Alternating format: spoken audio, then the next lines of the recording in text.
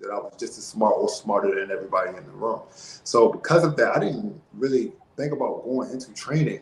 I was like, I want to learn how to run this place. Like let me hop into the sales department and figure out how to get to general manager so I can get into district manager and have like multiple clubs up under me. Like that was my mindset. I wanted to climb. That's my thing too. Yeah. I want to show you who I am. Like when I walk in the room, I'm 6'5". I'm confident now. When I was young, I was shy. So now I love being tall. I embraced it. I walk with my shoulders up and people are intimidated by it. I figured out how to use that, and I'm able to talk. I talk very well. So I had a point to prove. So I was going to go that route, and then as I'm there, I realized like as good as I am at doing what I do, I'm not happy. So I'm not happy, and I'm looking out onto the floor, and like people are like training and stuff like that, and I'm really good at like I have niches that they don't have because they didn't play ball. I played semi-pro and everything. I had opportunities to go overseas and play, and because I was hurt so much, I knew how to come back from everything. Like so, rehab was like the first thing that I learned. And then after that, it was injury prevention because like now I don't want to be hurt anymore. Let's build our strength and create this power. Without hurting ourselves at the same time. So like doing like small things like increasing like ankle stability and wrist stability in your knees, make sure everything's stable. I was doing before I even opened the book to learn how to train. You understand what I'm saying? So originally it was about businessman, but then I realized that my calling was about helping people. So then at that time is when you transition into becoming a personal trainer. Yeah, and it's a little deeper with me because I typically like started working with athletes. So because I played ball so long, a lot of guys went pro. So they'll like leave and be overseas all year and come home and work out with me. So I'm getting my reps up working out pro athletes because we grew up together.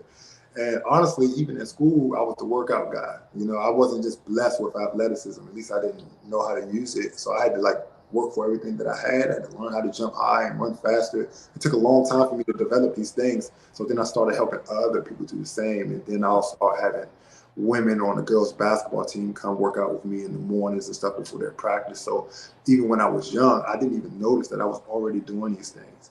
I had such my shoulder does. Like I had something to prove, that I was ignoring my gift. We all have gifts.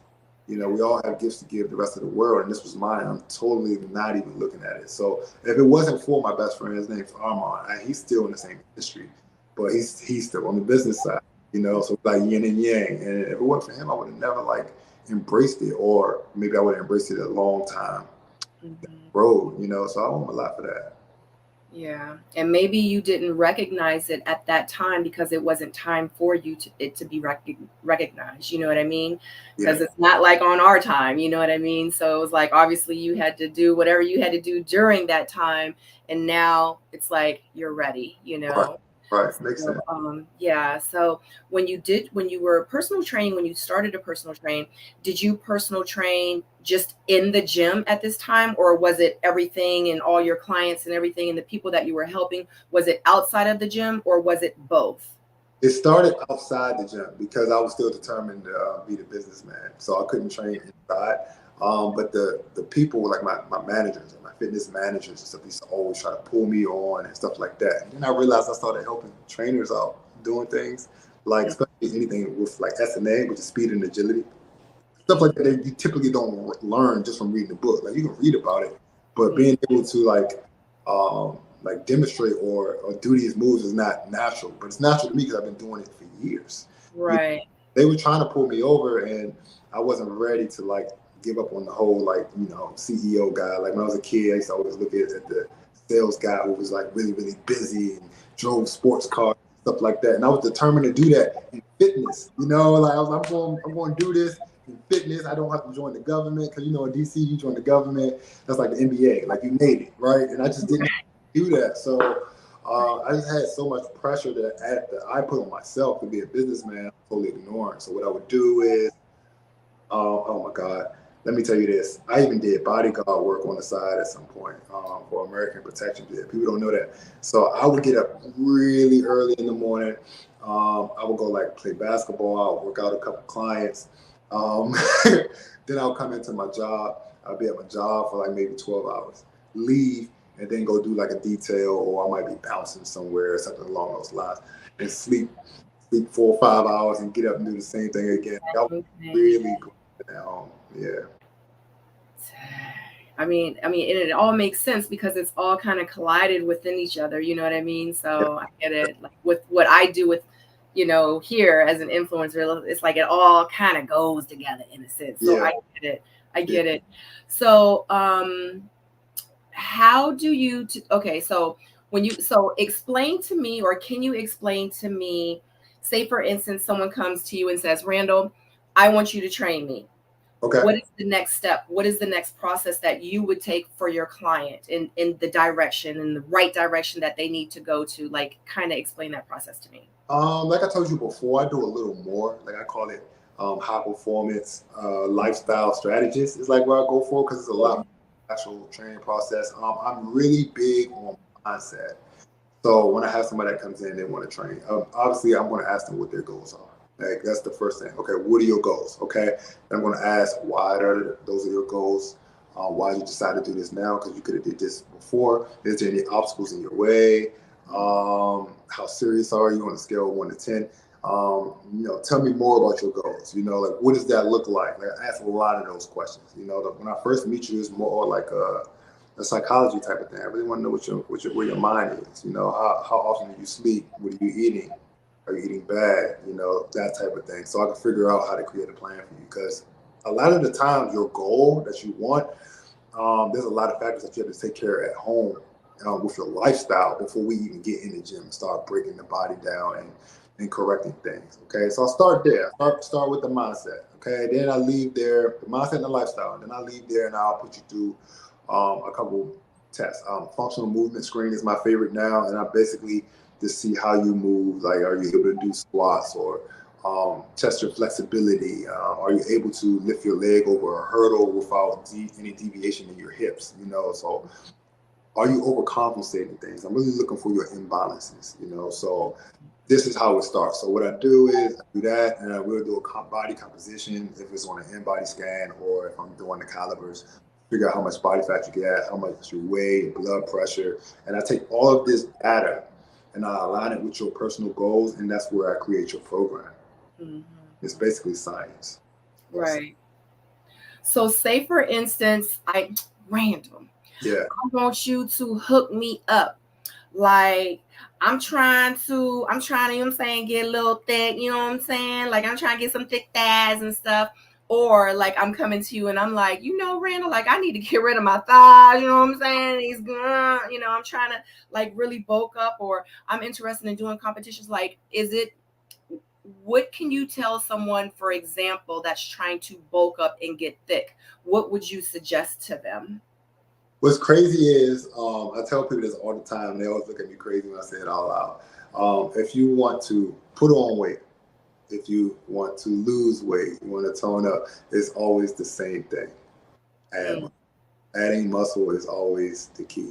That is the main thing. No matter which way you want to go with it, you have to add muscle to do it. And I'll tell you why. Okay, so obviously it's easy to understand why you want to add muscle if you want to bulk up. Okay, that's really easy. Losing weight. Okay, people typically decide to do a lot of cardio to lose weight, right? And it is effective for sure, but it's not like the smartest thing to do, just all cardio, because what will happen is you become like very soft, like you lose all of the muscle mass that you have by just running. You're not eating appropriately, you're not lifting heavy, because that's what it's about, lifting heavy. You're not lifting the weights. When you build muscle, right, and let's say something happens, so let's, for instance, you build muscle, you've been working out for 6 months, you've been training hard, lifting weights, eating the way you're supposed to, and then, I don't know, something happens, you just fall off, and for 2 months you decide not to work out. Okay, if you were doing cardio only, you may gain 20 pounds, whereas if you were lifting, you might gain 5. You understand what I'm saying? So like that's the biggest difference. Okay, so building that muscle causes your body to burn more calories at one time. It's gonna make you eat more. It's gonna make you do a lot of things that you wouldn't typically think of. Your metabolism is a lot faster, so you're just burning calories as you're sitting on the TV doing this interview with me, right? And that's super important. Super important. While you're burning these calories, your muscle burns fat. So all of the fat that's around your muscle will be burned by the muscle that you already have. And as you continue to build that and strengthen that, your metabolism rate goes up faster. So that's how you become lean and thin, as long as you're eating correctly. Same thing the opposite way. The only thing that changes is how you eat. Okay, like I know a lot of women think that if they lift weights, if they lift heavy, they're going to get bulky. They're not. You're only going to get bulky if you're eating a certain way. A lot of people that you see that look really, really bulky, they did that on purpose. That's if you want to put on size, you're going to eat 3 times a day, but you're still going to lift heavy, right? If you want to lean out, things of that nature, you're going to eat 6 times a day. That's really it, you know. But the process will always be to lift and put on muscle. So if I'm trying to get thin, I need to eat more. Yeah, more times, not more. More, as times. in. Yeah. Like let's say you. I'm gonna eat like 6-7 times a day. Yeah, but small. So small portions. Yeah, really, really small portions. I mean, you want to drink a lot of water, obviously, because that's going to control your appetite. We don't know the difference between dehydration and hunger. It feels exactly the same to us. So a lot of times when we're just dehydrated, and if you're drinking a lot of water, you will really know if you're really hungry or not. Okay, so that's the first thing. You'll know what your body needs. The next thing is if you're eating 6 times a day, like I say, if you eat an apple at some point, that's one of your meals. You understand what I'm saying? So you don't have to eat just one apple. Just an apple, just a little snack in the day. That's a meal. That's a whole meal for somebody. Yeah, it's about. I mean, not for me, but you gotta understand. It's about eating smaller portions 4 times a day. That's going to increase the speed of your metabolism, which is going to burn fat while you're doing absolutely nothing, and it's going to help you lose weight if you're working out or if you're not. And that's what you want. You want to be burning calories at all times, not just when you're active. So you'll eat a breakfast, like you might have like some oats or some blueberries, something in the morning. Maybe you do a protein shake. That's 2 down. You know, you'll have your lunch. That's 3. Then you might do